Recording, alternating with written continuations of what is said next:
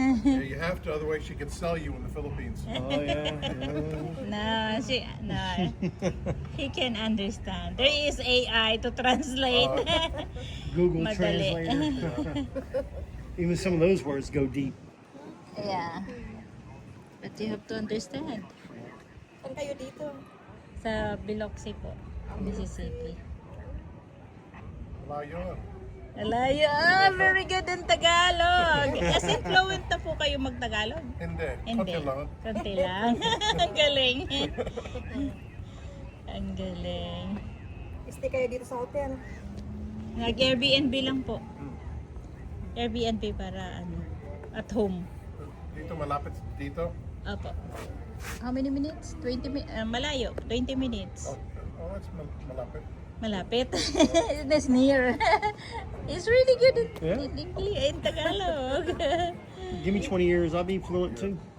20. Ilang years na po kayo married? 38. Oh, wow. Congratulations po. 7 years pa lang po. Oh. Dami pang tatahakin. Wala kayong anak? Wala po. Pero mayroon po ako doon sa namatay kong asawa. Sa atin. Apo. Hindi mo pa din ano. Ina-apply na po namin. Ilan? Isa lang? Tatlo. Mga malalaki na po. Ano na? 17 yung youngest. Kailangan bilis-bilisan. Ayan na po.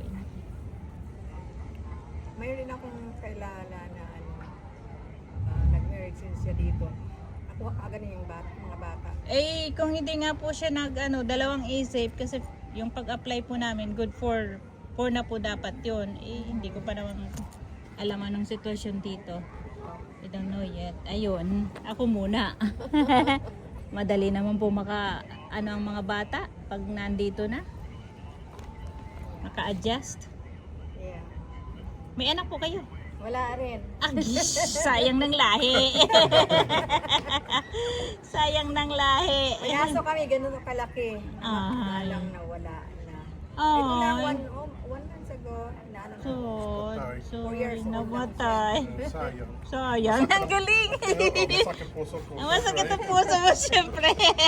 Ang galing. Yeah. Tumira siya sa Pinas? Hindi. As in, sa inyo lang po natuto? Sa co-workers niya, Ah. tapos dito mga Pilipino. Sabi na, may mamimit akong sa Florida. Sabi ko po, sana may mamit akong Pilipina pagdating sa Florida. Dami din.